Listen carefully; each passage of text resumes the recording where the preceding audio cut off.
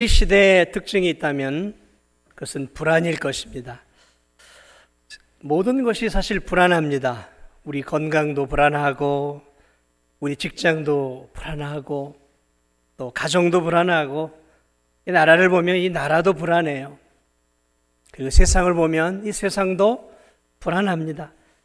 그 어느 때보다도 세상이 불확실하다 보니 내 삶 전체가 불안하고 또 내 미래도 불투명하고 불안하죠. 그래서 사람들은 이 불확실한 세상 속에서 불안한 자신을 안전하게 해줄 무엇인가를 기대고 꼭 붙잡고 의지하고자 하는 그런 마음들이 모두에게 있습니다. 오늘날만이 아니죠. 사람들은 언제나 불안한 세상 속에서 불안한 자신을 기대고 의지하고 붙잡을 만한 무언가를 가지려고 합니다. 그래야 이 불안한 세상 속에서 조금이나마 위안을 느끼고 평안한 삶을 살기 위해 그 불안을 해소하려고 애를 쓰는 것이죠. 그리고 그 불안을 해소할 수 있는 것들은 대개 눈에 보이는 것들입니다. 그래서 우상도 신도 눈에 보여야 만족을 해요. 보이지 않으면 불안한 거예요. 그래서 왜 우상을 자꾸 눈에 보이게 만드냐면 보이지 않는 것은 불안해요. 그러니까 보여줘야 되는 거예요. 신도. 오늘 이 시편 기자는 지금으로부터 대략 약 3000년 전의 고대 사람입니다. 그의 이름은 다윗이었습니다. 3000년 전 다윗의 시대의 사람들은 무엇을 의지하고 의존하고 있었을까? 오늘 이 본문은 3000년 전 다윗 시대의 사람들이 눈에 보이도록 의지하고 있는 것들이 무엇인지에 대한 것들을 한 3가지 정도로 표현을 해주고 있습니다. 첫 번째로 그 시대의 세상 사람들이 의지하고 있는 것이 무엇이었냐면 사람이었다라는 거죠. 사람. 그러니까 그때나 지금이나 사람은 본질적으로 달라진 게 아무것도 없는 거예요. 여전히 그때나 지금이나 사람은 가장 먼저 눈에 보여지는 든든한 사람을 의지하고자 한다라는 것이죠. 사실 이 다윗 시대에 가장 믿을 만하다고 느꼈던 것들이 사람이었던 것 같아요. 그래서 시편 기자는 오늘 본문에서 9절에 이렇게 얘기하고 있습니다. 슬프도다. 사람은 입김이며 인생도 속임수이니 저울에 달면 그들은 입김보다 가벼우리로다. 이렇게 인생을 정의하면서 인생을 좀 우리가 생각하는 것과는 다르게 정의를 내리고 있는데 이 정의 속에서 다윗이 하고 싶은 얘기는 사람을 의지하지 말라라는 거예요. 사람을 의지하지 말라. 그는 사람을 정의하면서 깊은 슬픔을 느낍니다. 탄식으로 시작을 합니다. 슬프도다. 사람을 생각하며 인생을 정의하며 그의 입에서 먼저 나온 것은 탄식이었어요. 슬픔이었어요. 슬프도다. 인생을 바라보니 슬프다라는 것이죠. 그런 왜 인생을 생각할 때 깊은 슬픔이 몰려왔을까요? 왜 그런 인생을 정의하면서 슬픈 마음으로 인생을 정의하고 있는 것일까요? 그는 인생을 정의하는 내용 속에 그 인생이라는 게 참 보잘것없고 허무함을 느꼈기 때문이에요. 시편 기자는 모든 인생은 결국 죄 가운데 태어나 죄 가운데 살다가 죄의 결과인 영원한 죽음으로 끝날 수밖에 없는 그러한 인생을 깊이 통찰했기에 그런 인생을 정의하는 가운데서 탄식이 나왔어요. 인생이란, 자신을 비롯해 인생이란 결국 허무한 존재구나, 보잘것없는 존재구나라는 것을 깊이 지금 느끼고 있다는 것이죠. 여러분은 인생을 정의하면서 무엇을 느끼십니까? 인생을 정의할 때 기쁨이 느껴지세요? 인생하면 장밋빛 미래, 인생을 정의하면 행복, 인생을 정의하면 판타스틱한 어떤 소망, 이런 것들이 여러분 마음속에 떠오릅니까? 아니요, 시편 기자는 죄로 물든 인생을 바라보면서 슬픔을 느끼며 이렇게 얘기합니다. 인생이란 입김이다, 입김이다. 이 입김을 정확하게 표현하면 인생이란 한 호흡이다. 한 호흡. 한 호흡이 뭐예요? 우리가 날마다 호흡을 하잖아요. 들숨과 날숨을 쉬잖아요. 이 한 호흡이라는 거예요. 여러분의 한 호흡, 인생을 한 호흡이라고 지금 정의하고 있다라는 거예요. 뭘 얘기하고 있는 거예요? 인생은 이렇게 짧다라는 것을 이야기하고 있는 거예요. 긴 것처럼 느껴지고 오래 사는 것처럼 느껴지지만 인생은 결국 한 호흡, 호흡이라는 것이죠. 호흡. 인생이란 긴 것 같지만 사실은 대단히 짧다라는 것이죠. 그리고 그 호흡을 내쉬고 결국 인간은 죽음으로 끝나는 거예요. 인간의 죽음은 언제나 후 내쉬고 죽는 겁니다. 더 이상 들이마시지 못해요. 들이마시면 또 살지만 들이마시지 못. 내뱉고 죽는 거예요. 후 하고 죽는 거죠. 한 호흡이라는 것이죠. 얼마나 적절한 표현입니까? 베드로 사도는 베드로전서 1장 24절에서 모든 육체는 풀과 같고 그 모든 영광은 풀의 꽃과 같으니 풀은 마르고 꽃은 떨어지되 라고 말하면서 인생을 금방 피었다 지는 꽃으로 묘사하고 있어요. 5월이 되면 제가 늘 기대하는 게 있어요. 저희 집 정원, 뭐 정원이라고 할 것도 없어요. 조그마한 거기에 장미꽃이 항상 5월이 되면 활짝 펴요. 5월이 되면 저 녀석들이 언제 필까? 그래요. 어느 틈엔가에 활짝 펴 있어요. 이야, 또 폈구나. 또 올이 왔구나. 그럼 몇 번에 왔다 갔다 버리면 오늘 아침에 이렇게 나오면서 보니까 언제 그런지 이 장미꽃들이 다 시들어 버렸어요. 시들어 버렸어요. 베드로 사도는 우리의 육체는 풀과 같고 그 모든 영광은 풀의 꽃과 같아. 언제 피었는지 모르게 활짝 우리의 인생이 피어날 때가 있어요. 그러다가 어느 순간에 지워버리는 것이죠. 여기 계신 우리 성도님들, 한때는 한 미모들을 하셨을 때 남자들, 특히 우리 여성분들께 남자들의 마음을 사로잡을 만큼 꽃처럼 활짝 필 때가 있었을 거예요. 제 아내도 그냥 꽃처럼 활짝 필 때, 지금도 꽃처럼 폈지만 말 잘못하면 큰일 나.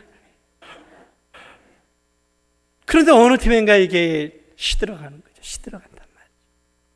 시들어가는 거예요. 나도 젊을 때가 있었는데 그런데 그 젊음이 어디론가 사라져버렸어요. 시편 90편은 그 시편 기자는 이렇게 얘기합니다. 우리의 연수가 70이요 강건하면 80이라도 그 연수의 자랑은 수고와 슬픔뿐이요 신속기간이 우리가 날아가나이다 그랬어요. 이 시편 기자가 그 시대는 비행기가 없었어요.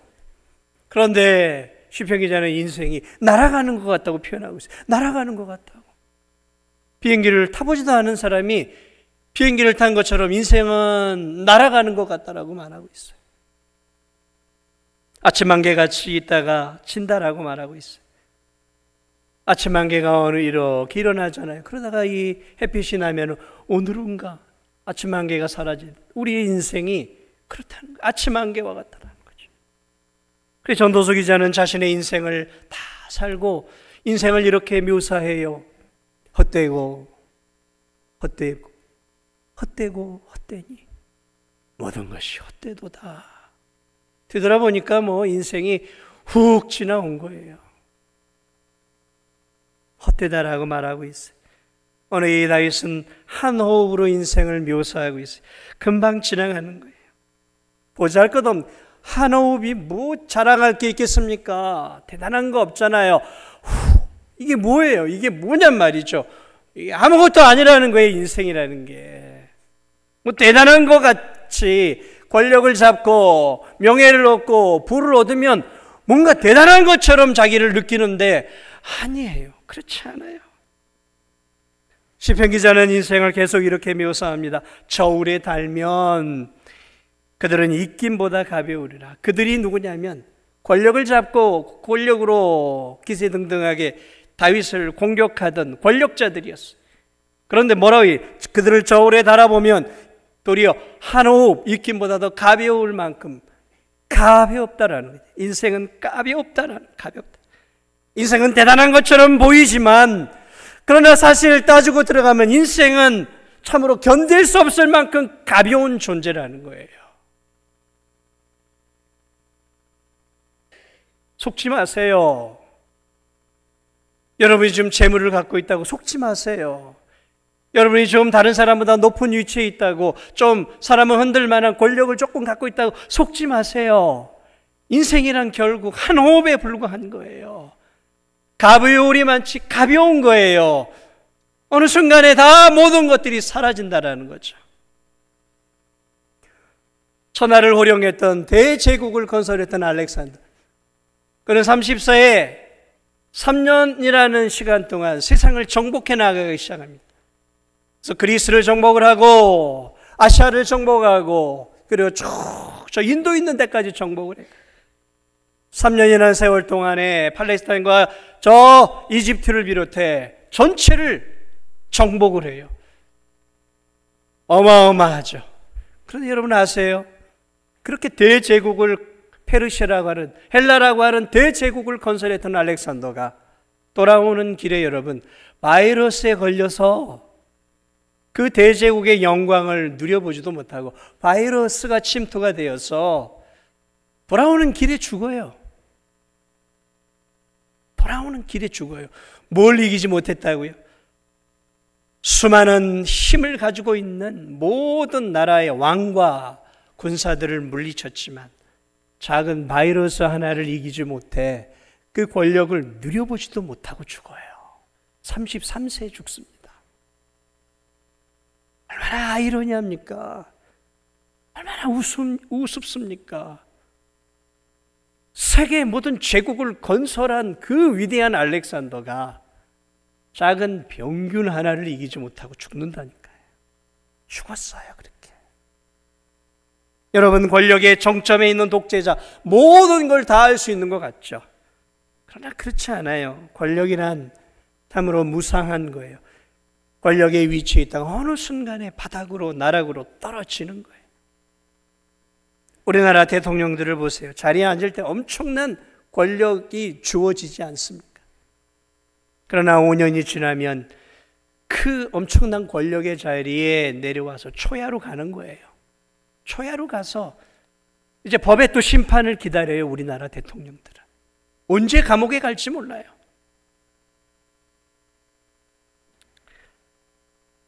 엄청난 권력의 자리에서 내려오면 여러분 얼마나 허망한 생각이 들겠습니까? 야, 내가 대한민국을 5년 동안 호령하던 그런 내가 대통령이었나?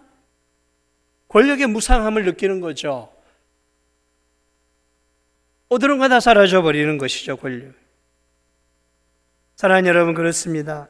우리가 인생을 오래 살수록 느끼는 한 가지가 있어요. 그것은 인간이란 전능한 존재가 아니라 인간이란 자신에게 주어진 한계 상황 앞에서 주저앉을 수밖에 없는 무능하고 무력한 존재라는 거예요.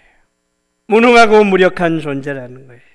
미래에 일어날 일들, 내일 일어날 일 한 치 앞도 모르는 존재. 지금은 건강하지만 내일은 중환자실에서 호흡기를 끼고 앉아 있을 수도 있어요, 우리가. 병 들어가는 나를 보세요. 병 들어가는 나. 늙어가는 나를 보세요. 기억력이 약해져 가는 나를 보세요. 서서히 죽어가고 있는 나를 보란 말이죠.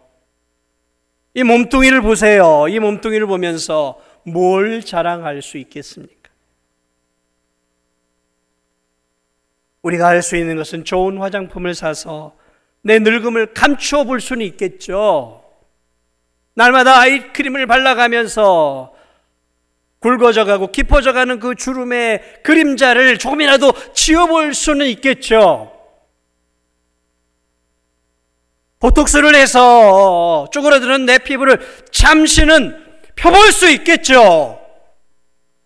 그러나 여러분, 우리의 늙음과 병듦과 죽어감을 여러분 해결할 수 있겠어요? 그저 한 호흡으로 그 호흡이 멈추는 그 순간 끝나버리는 우리의 인생, 입김보다 가벼운 이 인생을 직시할 수 있어야 되는 거예요. 직시할 수 있어야 돼요. 순간순간 우리 성도들이 쓰러져요. 질병으로 노환으로 쓰러져서 결국은 병상에서 하나님 나라로 가는 우리 성도들을 한 분 한 분 바라보면서 참 인생이라는 게 허무한 것이구나. 다윗은 인생을 또 거짓이라고 표현하고 있어요. 속이는 게 인생이라는 거죠. 다윗도 많이 당했어요.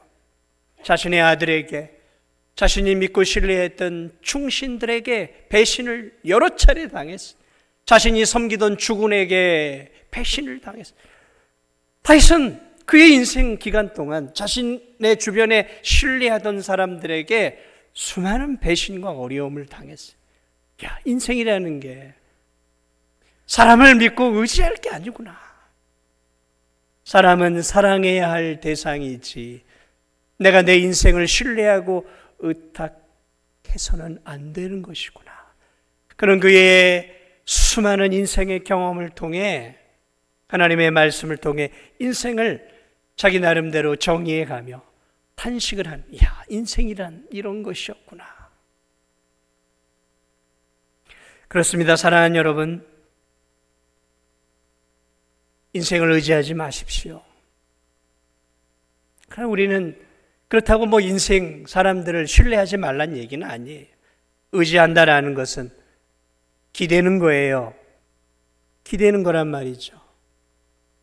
그 기대고 있는 것들이 없어졌을 때 여전히 내가 서 있다면 괜찮아요. 그런데 내가 기대고 있는 것들이 사라졌을 때 내 인생도 같이 무너져 내리면 그게 성경이 말하고 있는 의지한다라는 표현이에요. 그 의지하는 것들이 없어졌을 때 내 인생이 확 주저앉아서 무너져 버리면 그걸 내가 의지하고 있는 거예요. 사실 우리는 인간을 의지하지 않고 살 수 없는 존재죠. 어린 시절엔 엄마 아빠를 의지하고 살아가요. 학창시절엔 친구들을 의지합니다. 그리고 졸업을 하고 성년이 되어서는 결혼을 해서 배우자를 또 의지하죠. 친구들을 의지하고 부모 의지하고 배우자를 의지하고 노년이 되어지면 이번엔 또 자식들을 또 의지하게 되어져요. 노년이 되면.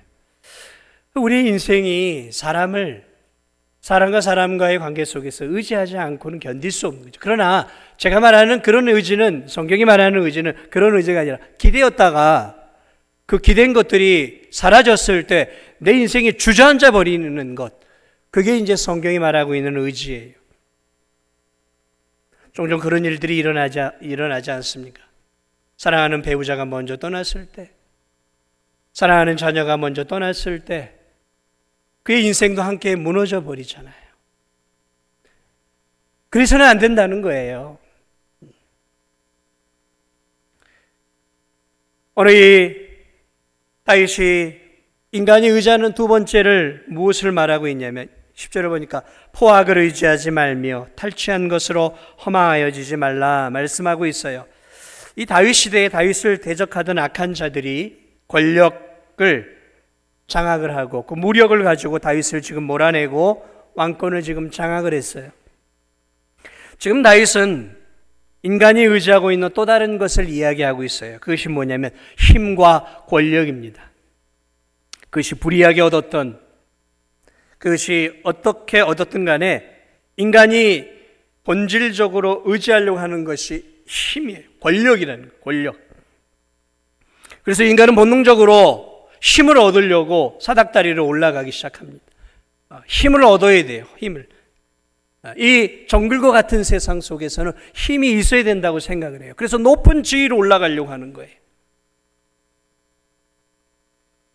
그렇습니다. 불의한 방법으로 얻은 권력이든 또는 의로운 방법으로 얻은 힘과 권력이든 권력과 힘은 고대로부터 인간에게 굉장히 중요한 의지의 대상이었어요. 거기에 자신을 피하는 거죠. 그렇습니다. 어느 시대나 사람들은 힘과 권력을 절대적으로 의지하고 그것을 얻고 그것을 사랑합니다. 그 권력에 기대입니다. 여러분, 힘을 가지고 권력을 갖고 사랑하는 것은 대단히 매력적인 일이에요. 매력적인 일입니다. 누군가에게 지시하고 이렇게 하십시오라고 했을 때 사람들이 굽신거리며 예하는 것은 굉장히 카타르시스가 있는 거예요. 행복 지수가 나오고 여기서 막 엔돌핀이 솟아나는 거예요. 시키는 대로 예 알겠습니다 하고 시키는 대로 하는 인생보다 이거 하시오라고 시키는 사람이 책임감도 많지만 권력의 맛을 아는 거예요. 그래서 자꾸 올라가려고 하는 거예요. 올라간다는 것은 연봉, 돈이 올라가는 것만이 아니라 내게 힘이 생기는 거예요. 그 조직 안에서. 조직 안에서 힘이 생겨요. 그 내 말 한마디에 사람들이 껍벅 죽는 거죠. 왜 대기업 회장이 거들먹거리는 줄 아십니까? 왜? 예? 선거철에는 굽신거리다가 국회의원 배지라도 하나 달면 목에 깁스를 하고 이러고 다니는 줄 아십니까? 그게 권력의 맛이에요. 권력이 없을 때는 철저하게 낮아지죠. 그런데 여러분, 권력이라는 것을 갖게 되어지면 사람이 변하게 되어 있는, 그 권력의 맛을 알면 헤어나기가 쉽지 않아요. 마약입니다. 마약보다 더 강해요. 제가 볼 땐 그래요.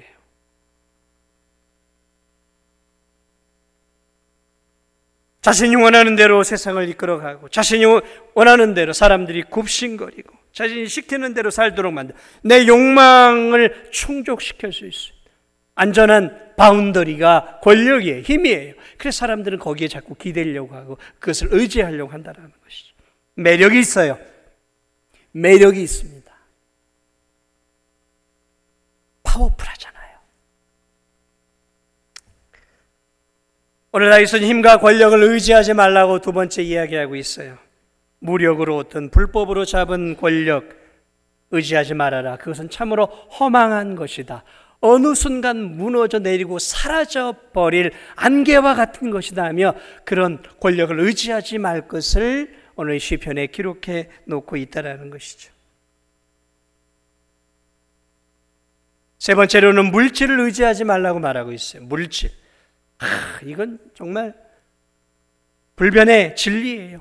사람들이 물질을 의지하는 10절 후반절, 재물이 늘어도 거기에 마음을 두지 말지어다. 의지하는 표현을 다른 말, 마음을 두는 거죠. 내 마음이 거기에 가 있는 거예요. 내 마음이 온통 거기에 가 있는 거예요. 이 의지하는 거라는 말이죠. 의지하는 거예요. 과거에도 그랬지만 여러분, 오늘날은 자본주의 시대잖아요. 오늘 이 회사들이 다 주식회사잖아요. 돈을 의지하지 않을 수, 돈으로 세상이 다 굴러가잖아요. 이 대한민국이. 뭐 자본주의만 그럽니까? 공산주의는 안 그럽니까? 저 북한도 돈이 없으면 고통을 당하는 곳이에요. 자본주의 사회에서는 돈이 파워고 힘이에요. 돈이 권력이에요. 돈이 명예입니다. 돈은 신분 상승이고 돈은 그 자체로 매력 덩어리입니다. 돈이 많은 부자는 어딜 가도 대접을 받습니다. 은행에 가도 VIP 룸에 들어가요. 호텔에 가도 좋은데 들어갑니다. 백화점에 가도 식당에 가도 돈을 많이 쓰는 부자는 어서 오십시오 하고 사람들이 급심거려요.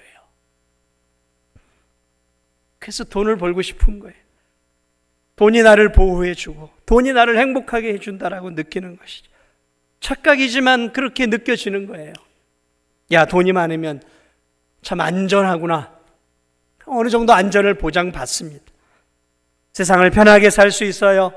내가 원하는 것을 먹을 수 있고 내가 원하는 것을 갈 수 있고 내가 원하는 옷을 살 수 있고 내 욕망을 충족시킬 수 있고 내 안전을 위해서 보디가드도 둘 수 있고 최고의 대학병원 의사를 내 주치의로 삼을 수도 있어요.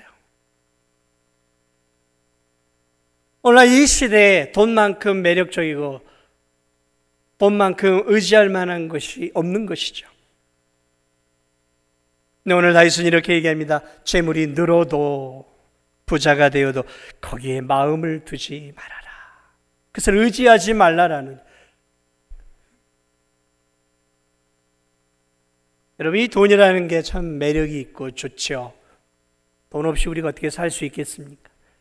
근데 돈이라는 것도 한계 상황이 있는 거예요. 무슨 말이냐면 아무리 달콤한 아이스크림도 처음 먹을 땐 너무 달콤하지만 먹다 보면 어느 시점이 딱 오면 그 아이스크림이 주는 달콤함에 더 이상 우리의 뇌가 반응하지 않아요. 너무 맛있다 하다가도 어느 정도 먹으면 그저 아이스크림 맛이구나 하고 먹기 시작한다는 거죠. 돈도 마찬가지예요. 없는 사람에게 너무너무 귀한 것이죠. 그러나 어느 정도 수입이 딱 올라가고 그 이후부터 돈은 이제 우리에게 행복을 가져다 주지 않아요. 우리 모두가 거기까지 올라가지 못했으니까 그럴 수 있겠죠. 돈이라는 게 그런 거예요. 사랑하는 여러분, 정말 돈이 많아질수록 행복할까요? 한번 제가 생각을 해봤어요. 제 목양실에 5만 원짜리 지폐가 수천 장을 다 이렇게 쌓아놓으면 내가 행복하게 목회할 수 있을까? 아니요. 좀 편리해질 수는 있겠죠. 좀 더 맛있는 것을 먹을 수 있고, 그렇죠? 그러나 정말 내가 행복해질까? 그건 또 다른 문제인 것 같아요. 사랑하는 여러분, 돈이 우리의 인생을 살아갈 때 우리의 삶에 반드시 필요한 것이고, 내 주변에 신실한 친구들, 가족들이 나에게 필요하듯 돈도 필요한 것입니다. 그러나 거기에 내가 내 인생을 이렇게 의지하고 걸었을 때, 그 돈이 사라져 버렸을 때 그럼에도 불구하고 내가 여전히 서 있을 수 있겠는가라고 우리 자신을 돌아봐야 하는 거죠. IMF가 오고 경제공황이 오고 이런 어려움이 와서 무너질 때 인생 자체가 무너진 사람들이 있잖아요. 왜 그럴까요? 거기에 내 자신을 의탁했기 때문에 그래요. 그러니까 돈을 벌 수 없는 환경이 오니까, 내 의지하고 인생을 신뢰하던 것들이 무너지니까 내 인생도 무너지는 것이죠.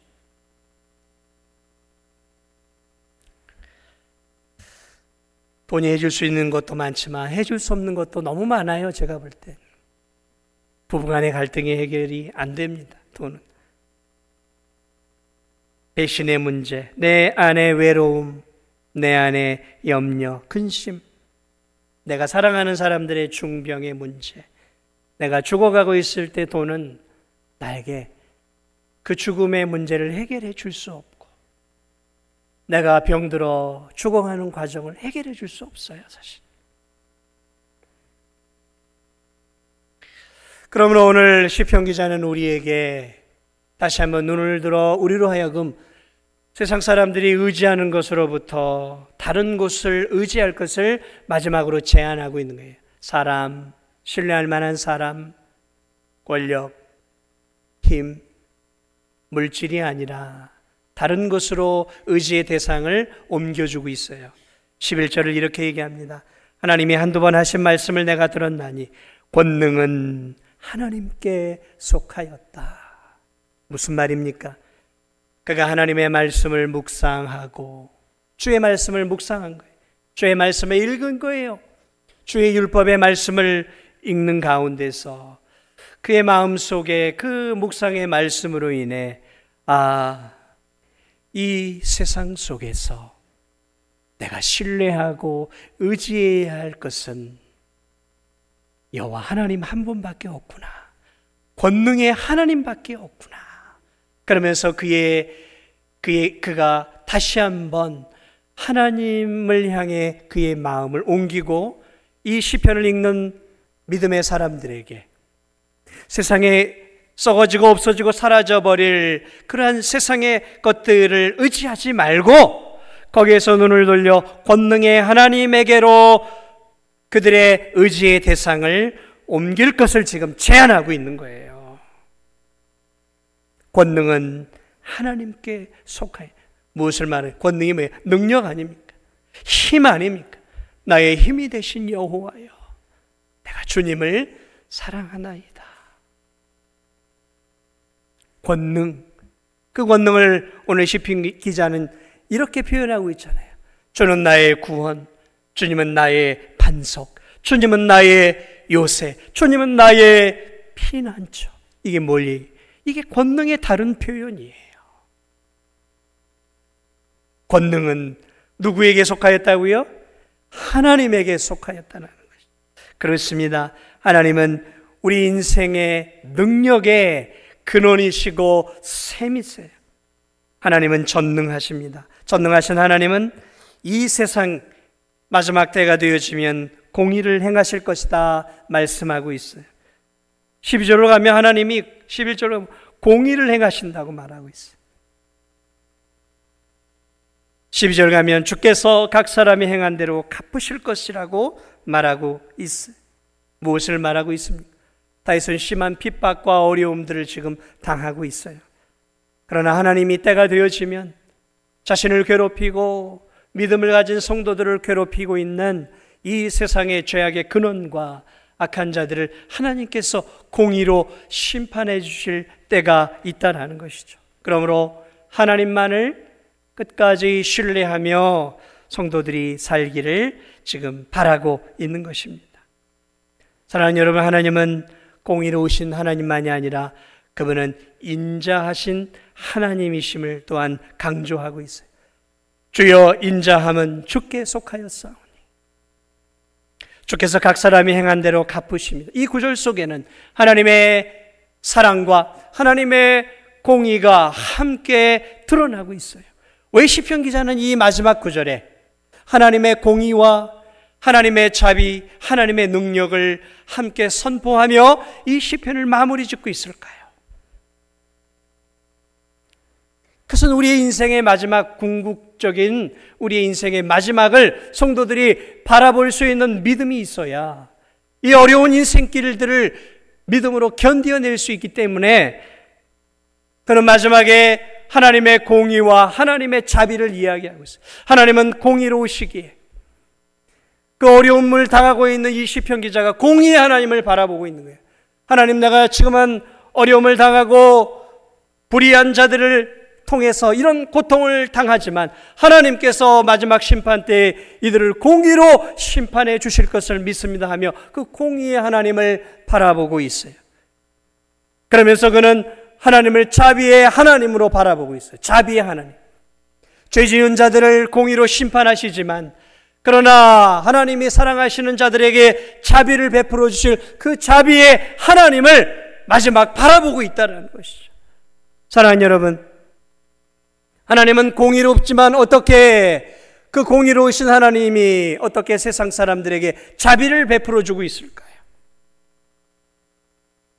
이 시편 기자는 먼 미래를 바라본 믿음이 있었어요. 그것이 무엇입니까? 그는 그리스도를 바라봤어요. 그리스도. 여러분, 이 시편 속에는 당장은 눈에 보이지 않는 그리스도가 있어요. 시편 기자는 그리스도를 바라봤어요. 그리스도. 자신의 죄의 문제를 해결해 줄 수 있는, 인생의 죄의 문제를 해결해 주어서 자신 같은 영혼들에게 공의의 심판을 비껴가고 하나님의 은혜의 자비를 누릴 수 있는 그 그리스도를 바라봤어요. 그 그리스도는, 그는 오실 그리스도를 바라봤다면 우리는 2000년 전에 오신 그리스도를 바라보는 거예요. 여러분, 다윗은 1000년 뒤에 오실 그리스도를 바라보았어요. 그러나 우리는 2000년 전에 오신 그리스도를 바라보는 거예요. 예수 그리스도. 그러므로 구약의 사람과 구약의 믿음의 사람과 지금 믿음을 갖고 있는 우리들 모두에게 공통점이 하나가 있어요. 그것은 그리스도라는 거예요. 그리스도. 역사 속에 오실 그리스도. 우리는 오신 그리스도를 바라보는 거예요. 오신 그리스도. 그렇습니다. 오늘 이 시편 기자는 그리스도를 바라보며 시편을 마무리하고 있어요. 십자가를 통해, 우리에게는 십자가를 통해 하나님의 공의를 유지하시면서 죄인들을 향해 베푸신 그 십자가, 그 십자가를 우리는 시편 기자가 바라보았던 것처럼 그 그리스도를 바라보는 것이죠. 사랑하는 여러분, 2000년 전에 그 십자가를 여러분 기억해야 할 필요성이 우리에게 있는 것입니다. 십자가, 죄로 인해 영원히 죽을 수밖에 없는 인생들에게 하나님은 2000년 전 예수 그리스도를 이 땅에 보내주셨습니다. 예수 그리스도는 하나님의 아들로 이 땅에 육신을 입고 오셨어요. 죄로 인해 죽어야 할 인생들에게 하나님은 하나님의 공의와 하나님의 진노를 피할 수 있는 길들을 열어놓으셨어요. 그래서 하나님은 죄 없으신 하나님의 아들 예수 그리스도를 죄인들을 대신해 형벌을 받게 하셨어요. 그러므로 여러분, 예수님이 십자가에서 죽으시며 흘리신 보배 피는 바로 그분의 죄의 피가 아니라 바로 우리를 흉악한 죄에서 하나님의 진노와 공의의 심판을 피할 수 있도록 우리를 위해 흘리신 피이심을 여러분 믿으시기 바랍니다. 오늘 시편만이 아니에요. 시편 곳곳에서는 하나님이 나의 구원이라고 말하고 있어요. 여러분 잊지 마세요. 하나님이 나의 구원이라고 말하는 이 표현 속에는 그들이 앞으로 오실 그리스도를 바라보았다라는 거예요. 아브라함도 오실 그리스도를 바라보았어요. 아브라함이 우리의 믿음의 조상이 되었던 것은 오실 그리스도가 자신의 죄를 담당할 것을 바라보았어요. 그들은 바라보았어요. 오실 그리스도를. 다윗도 오실 그리스도를 바라보았어요. 그러나 우리는 오실 그리스도가 아니에요. 우리는 2000년 전에 오신 그리스도를 바라본 거예요. 오신 그리스도. 십자가에서 저와 여러분의 죄를 용서해 주시기 위해 물과 피를 다 쏟으신 오신 그리스도. 오신 그리스도를 우리는 바라보고 있는 것이지. 오늘 시편 기자는 시편 62편을 마무리하면서 자신과 인생을 바라보며 탄식하고 슬퍼합니다. 아, 인생이라는 게 무엇이냐? 아, 인생이라는 게 슬픈 것이로구나. 아, 인생이라는 게 결국 이렇게 한 호흡처럼 살다가 죄로 인해 죽어 하나님 앞에 심판받을 수밖에 없는 존재이구나. 이 땅에서 물질, 인간, 권력 이런 것들을 의지하는 것은 참으로 무상한 일이구나. 허무한 일이구나. 이 땅에서 의지해야 할 것, 인생이, 죄인된 인생이 이 땅에서 의지해야 할 것은 썩어질 물질도 아니고 이따가 사라질 권력도 아니고 나를 잠시 도와줄 수 있지만 어느 순간에 죽어 끝나는 사람도 아니라 영원하시고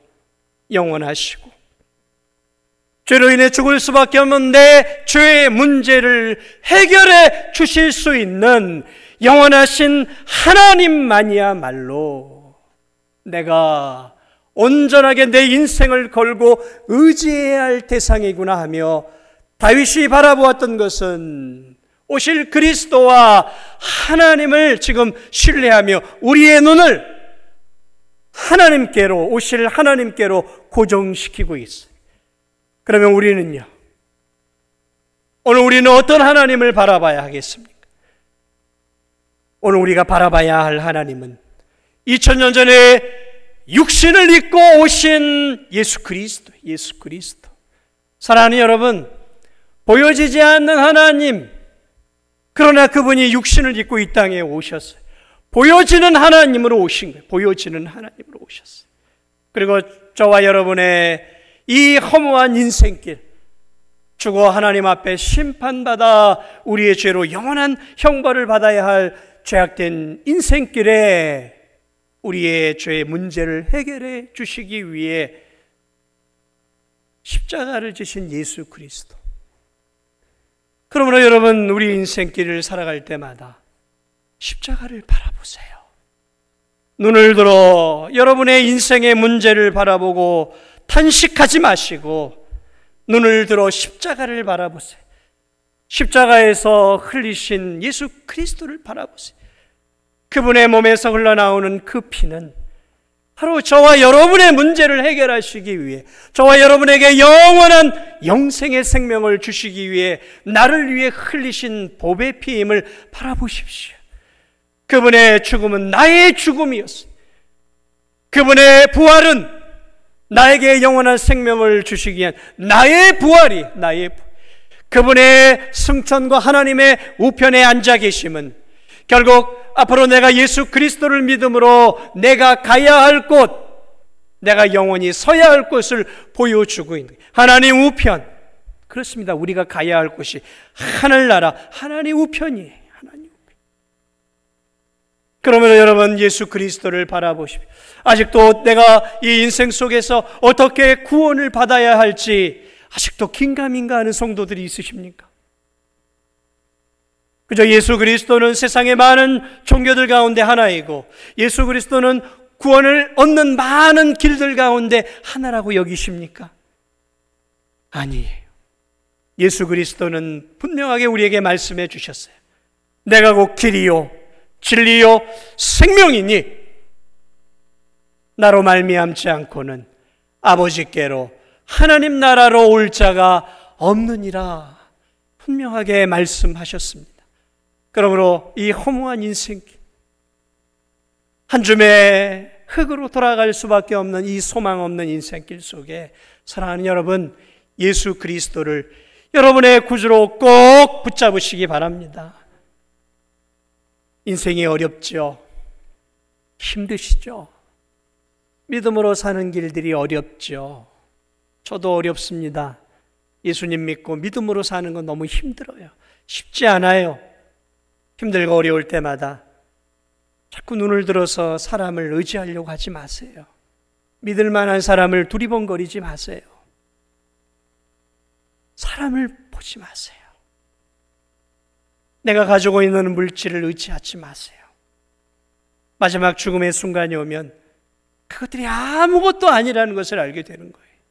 그러나 그때가 오기 전에 지금 알아야죠. 지금. 어렵고 힘들 때마다 눈을 드세요. 고통스러운 환경을 바라보지 말고 사람을 두리번거리고 나를 도와줄 물질과 힘을 두리번거리지 마시고 눈을 들어 십자가를 바라보세요.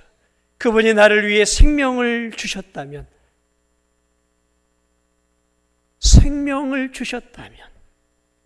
우리가 주님을 바라보며 주의 은혜를 구할 때 우리를 불쌍히 여기고 우리를 도우시지 않으냐 하시겠습니까? 눈을 들어 늘 주를 바라보십시오. 십자가를 바라보십시오. 하나님의 말씀을 바라보십시오. 그리고 그 하나님의 말씀 속에서 위로를 얻고 힘을 얻고 다시 한번 주님이 주시는 그 힘을 가지고 믿음의 선한 싸움을 싸워가시는 우리 성도들이 꼭 되시기 바랍니다. 눈을 들어 십자가에 죽으신 예수 그리스도, 부활의 예수 그리스도, 승천의 하나님의 우편에 앉아 계셔서 지금도 우리의 기도를 들으시고 중보해 주시고 우리를 도우시는 예수 그리스도를 날마다 바라보면서 그 예수 그리스도를 붙잡고 그분을 의지하고 그분께 여러분의 인생을 온전하게 맡기며 주님 안에서 남은 인생길들을 살아가는 우리 성도들이 되시기를 예수님의 이름으로 축복을 드립니다. 우리 이 시간 함께